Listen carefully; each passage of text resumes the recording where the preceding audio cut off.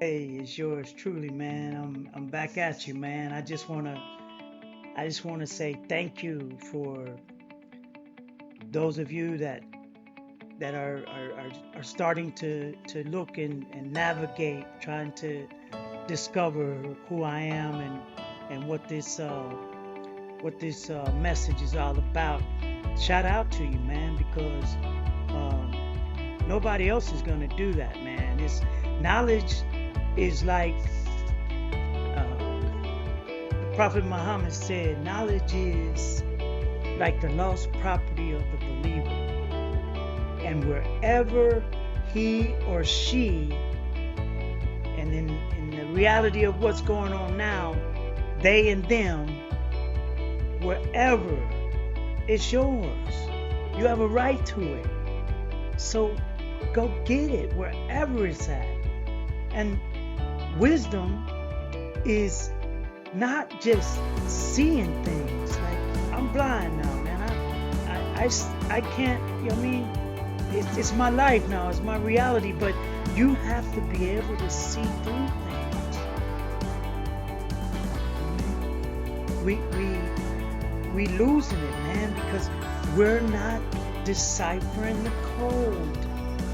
We're allowing ourselves to get caught up and hold on to racism began as a construct from slavery.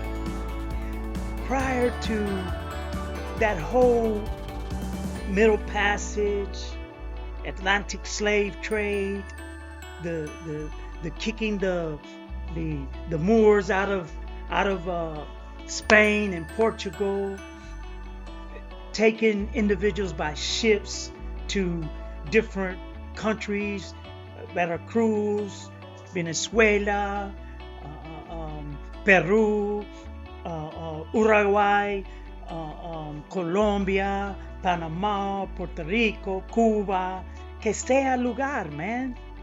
Whatever. They shipped us all the ancestors or who to. It's time out for that, man. You know what I mean? People cannot, people cannot overcome you and control you once you get your conscience right. See? The conscience right. Without this up here and the light within, you're gonna always be bound by the shallow things, the chains that keep you from moving your head. See? How can they see anything but the shadows if they're not allowed to move their head? Get into that.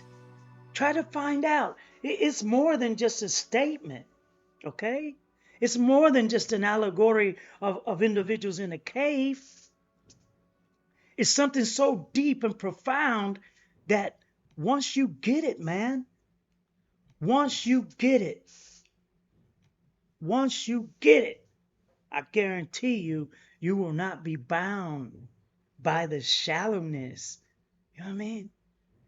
We harp on the same thing, man. I'm 61 years old. I was born in 1962. I grew up in a community that was so violent and it's so full of hatred. Man, it was crazy growing up, but I didn't allow that hatred to overcome me. I didn't turn it inward. I didn't start hating myself so like some of my Hispanic brothers, some of my neo-Nazi guys. You understand? I stood up. And I did that because I had a father. My daddy taught me how to get with them, and I knew how to throw these. And my feet too. I had my black belt by the time I was 15 years old because I had to come up like that. You understand? They were burning the cities up, man. Riots in school. I used to put my head down on the desk. They'd be throwing books at each other, taking matches and lighting fires and throwing books all across the room. Fires set on junior highs, grade schools, high schools. And I sit there, man, and I put my head down. And you know what? I would, when we get on the bus to go home or after everything was over and I had to go back to the projects where it was all black. Now here I am, I'm multi-ethnic, okay? My daddy was Irish, African, documented. My mother on my grandmother's side was Apache. On my grandfather's side, it was Cherokee. Okay, so I'm talking about 1960, man. People, there's my mama would take us, and my mama was a beautiful Native American woman, brown skin, beautiful, beautiful, beautiful woman. I'm not just saying it because it was my mama, okay? But I'm telling you, we would be going down State Street in Chicago or Halsted or whatever, man, and brothers would step in front of the car. Not just black brothers, it'd be some Latino brothers too. Would stop. My daddy would get mad, get out the car, beat them down. You know what I mean? And I'd be like, damn, man, dad, you know what I mean? Was it worth all that? I'm saying this to myself because I mean, I'm not gonna say that to him because my daddy was about 6'2" and a half, and my daddy threw them things, bro. He grew up hard, and he taught me how to be hard. Okay, I didn't like it, but what you gonna do, man, when you growing up and you 4 years old, and every day you come home from school, man, you getting chased home by 7, 10, 13, 21 little black kids, man, want to beat you up because they don't understand. They didn't understand. It wasn't their fault, man. It was nobody's fault. So what I had to do is I had to understand and eventually decipher the code.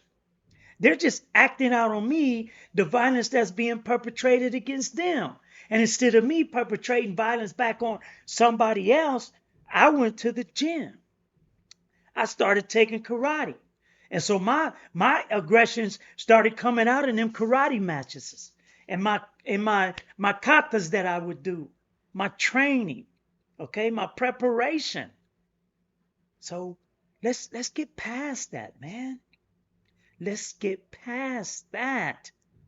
How can they see anything but the shadows on the cave walls if they're not allowed to move their heads? Break it down, brothers and sisters. They and them, us and we all together, man. It's not Hispanic and black, Native American, Venezuelan. It's not Colombian. It's not Puerto Rican. It's not Dominican. It's not none of that, man. It don't have nothing to do with color. It has to do with us living in a society that practices, see? They practice things. They set us up. I mean, so now they're going to pass legislation to teach Asian history in Florida. They said you're not teaching CRT and none of that black stuff, but we're going to let you teach Asian. You see what they're trying to do? They're trying to create a divide between the Asian community and the black community. Okay? I'm surprised they didn't use Hispanic, but I understand all that because in order for them to use Hispanic, which is a term I don't like, it was developed by a lady who was a secretary. All of that is political control. I mean, political policy, politics. That's all, man.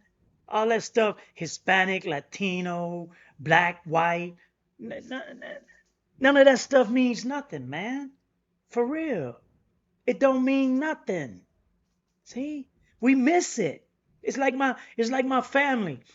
I mean, the University of Illinois in Chicago got together with the African Historical Society.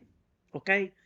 I'm talking about how can they see anything but the shadows on the cave walls if they're not allowed to move their heads. That means they got chains on them. They can't move, you know what I'm saying? They can't move. They can't see nothing but the shadows because they can't move. Now, let's break that down. Let's get away from the physical constructs of the chains. See? What's chaining your mind?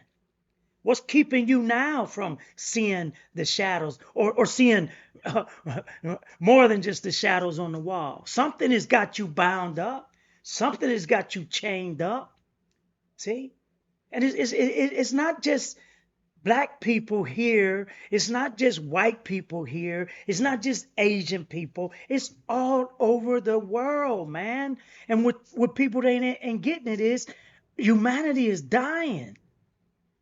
Our world is dying because we're not paying attention to the things that we need to be paying attention to because we're too busy on this shallow stuff. It's time for us to move on from the shallow things and let's break bread on stuff that's going to be edifying, stuff that's going to lift up humanity, stuff that's going to help our grandchildren and our children.